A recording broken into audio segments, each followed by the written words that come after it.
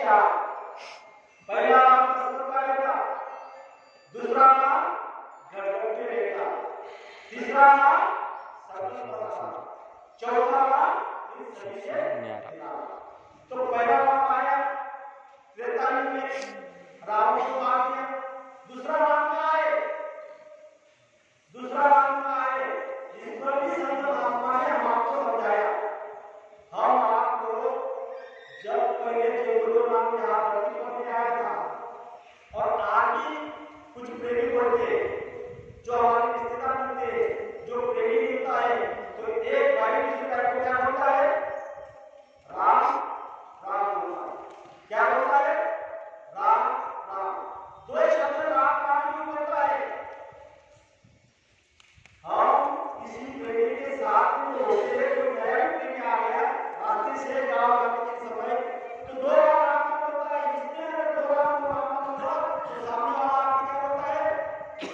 राम राम बोलता है। तो मुझे बताओ, एक बार क्यों बोलता, तीन बार क्यों बोलता, चार बार क्यों बोलता, दो ही बार क्यों बोलता है? इसमें भी रहस्य है। इस पर संत महात्मा बताता है कि दो बार राम बोलते हो तो वो है आपके हृदय का राम, जो हमारे अंदर का राम है। वो राम सामने वाला भाई के अंदर का राम को राम बोल रहा है, इसीलिए मेरा राम आपके अंदर के राम को राम बोल रहा है। इसीलिए दो बार बोला जाता है। ये होता है दूसरा राम। तीसरा राम कौन सा है? ये जो सकल प्रसाद है। सकल प्रसाद किसका है? मृत्युलोक का राजा कौन है? जो गुरु महाराज ने उनको पहला नाम दिया हुआ है, वो मृत्युलोक का राजा है। उनके अंदर में सब कुछ पावर है जिसे हम ईश्वर कहते हैं, लेकिन वो आपको माफ नहीं करेंगे। इस पर भी संत महात्मा ने कहा वो काल है। काल क्या करता है? काल रूप में किंकर धाता, शुभ अशुभ कर्म बताता। आपके अच्छे कर्म और बुरे कर्म का फल देंगे।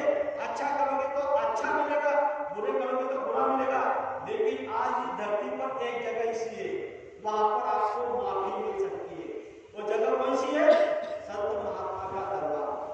गुरु महाराज ने कहा कि जहां संगत इकट्ठा हो जाती है वहां पर गुरु का रूप हो जाता है। और इस समय में अगर आपने कोई गलती की है, यहाँ पर आकर आप सामने सभी संगत के सामने अगर आपने माफी मांगी तो माफी मांगने से पहले आपको माफी मिल जाएगी।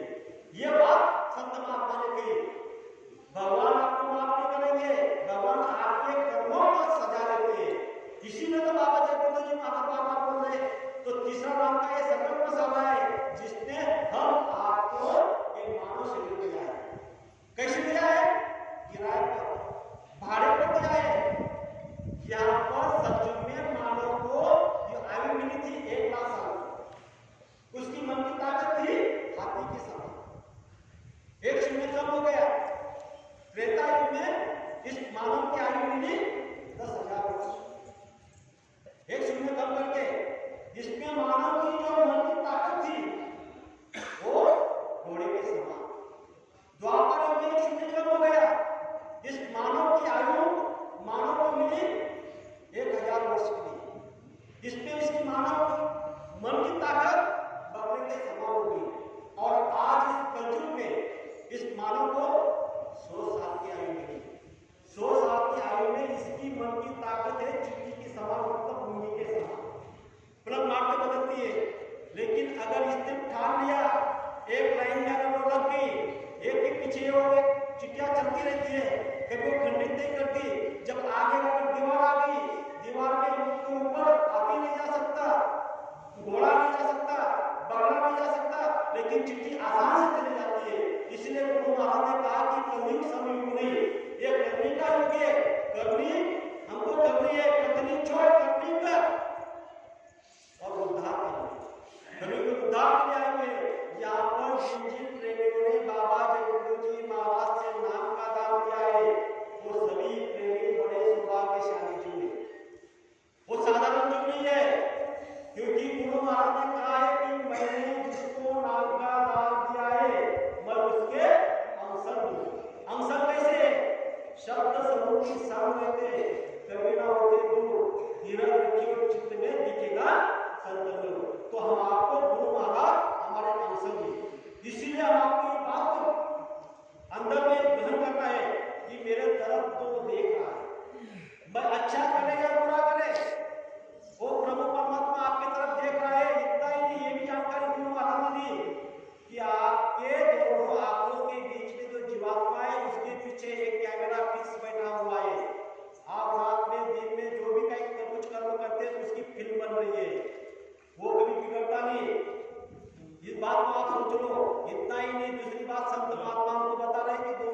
में दो चित्र को बैठा के है, एक अच्छा कर्म लिख रहा है, एक बुरा कर्म लिख रहा है। आप इससे बच नहीं सकते। हम आपको इस बात को सोचना है कि गुरु महाराज ने आपको बताया कि आपकी तरफ कोई कोई देख रहा है, इतना आपका कैमरा देख रहा है, इससे आप अच्छे कर्म करो।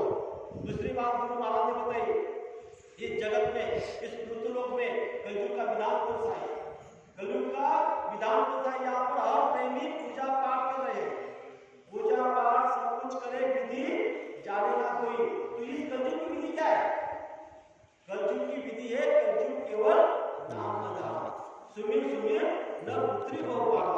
जो प्रेमी नाम का आधार पर पकड़ेगा वही प्रेमी का जीवात्मा यहाँ से आपको धाम जा सकती है, अन्यथा नहीं जा सकती। तो यहाँ पर संत महात्मा बता रहे, भगवान बता रहे, सभी लोगों को पता है, हर प्रेमी, हर इंसान, हर मानव भगवान को कहा खोज रहा है, भगवान ऊपर से देख रहा है। अरे इस पृथ्वी का मानव, एक इंसान, एक आदमी, तो भगवान को कहा खोज रहा है। भगवान बता रहे हैं कि इंसान क्या कहा खोज रहा है? तूने तेरी हाथ से बनाया हुआ जो मंदिर है ईंट पत्थरों का, जो मूर्ति बनाई भगवान की, उसमें तू भगवान को खोज रहा है।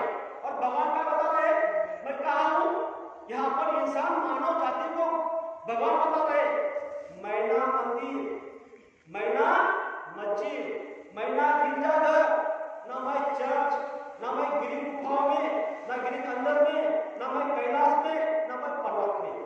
फिर और आगे समझा रहे, ना मैं जप में, ना मैं तप में, ना मैं व्रत उपवास में, ना मैं गिरिपुरी संन्यास में, ना मैं जटा तिलक कुंडल में, मैं तो तेरे अंदर में, मैं तो तेरे भीतर में, मैं तो तेरे घट में।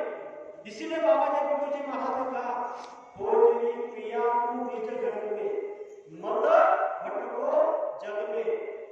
यहाँ पर जगत में मत भटक, जो प्रिया से तू मिलना चाहे तो मत भटक तू जग में। खोजनी प्रिया तू निज घट में, तेरे घर में खोज, तेरे अंदर में बाबा बैठे हुए हैं। हम आपको ये भी पता नहीं बाबा कहाँ बैठे, हमारे अंदर में 6 चक्रों पर जो देवता है वो बैठे हुए हैं। बुधा चक्र पर गणेश जी का स्थान है, इंद्र चक्र पर ब्रह्मा जी का स्थान है, नाभि चक्र पर विष्णु जी का स्थान है, हृदय चक्र पर शिव जी का स्थान है, और कर्ण चक्र पर दुर्गा आद्या मां शक्ति का स्थान है। जो नवरात्रि का यहाँ पर सब प्रवचन है, नवरात्रि की जो देवी दिखाई जाती है, जो आपकी कुल स्वामी है, कोई उसको दोहराई कहते हैं, कोई उसको गड़काई कहते हैं, उसको कोई सूर्या भवानी कहते हैं, सप्तशृंगी कहते हैं।